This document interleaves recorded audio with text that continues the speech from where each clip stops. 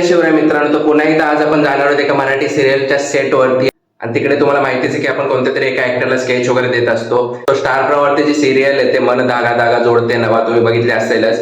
So त्या सिरियलच्या सेटवरती आज आपण जाणार आहोत आणि तिकडच्या एका ऍक्टरला आपण स्केच देणार आहोत. तसं टायटल थंबनेल मध्ये तुम्ही बघितलं असेलच आपण कोणाला स्केच देतोय वगैरे. तर त्या सिरियल मधली आनंदी नावाची जी भूमिका करते त्या ऍक्टरला आपण स्केच द्यायला जाणार आहोत. बाकी आता ब्लॉग जास्त मोठा करत नाही, तिकडे गेल्यावरती बाकीचं आपण कंटिन्यू करू. आणि स्केच पण तुम्हाला नंतर त्यांनी ओपन केल्यानंतरच बघायला मिळेल, कारण मी गिफ्ट रॅप वगैरे करून ठेवलंय, तुम्हाला दाखवतो.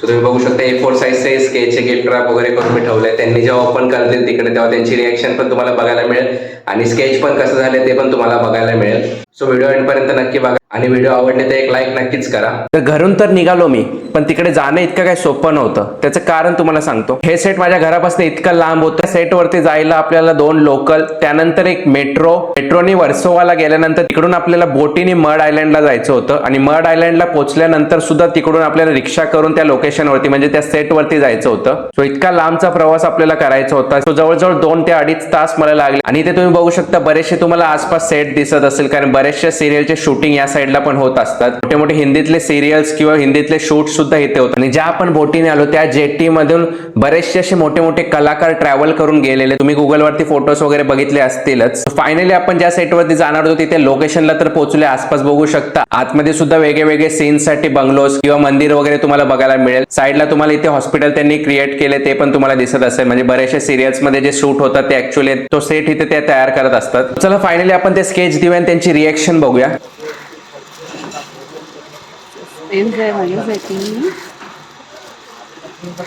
आई ग, थँक्यू सो मच.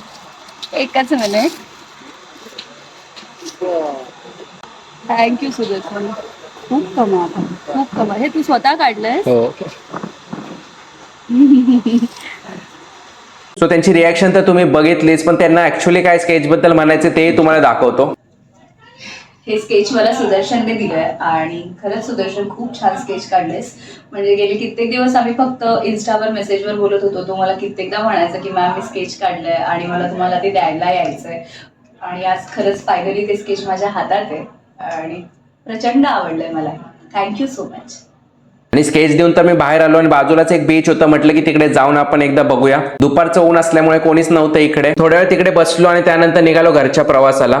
एनिवेज हा ब्लॉग आपण इथंच एंड करूया. तुम्हाला ब्लॉग आवडला असेल, त्यांची रिएक्शन आवडली असेल तर नक्कीच व्हिडिओला लाईक करा. चॅनलवरती नवीन असेल तर सबस्क्राईब करायला विसरू नका. आणि नेक्स्ट स्केच आपण कोणत्या ऍक्टरचे द्यायचं ते तुम्ही कमेंट करून सांगू शकता. सो चला मित्रांनो, भेटूया उद्याच्या ब्लॉग मध्ये.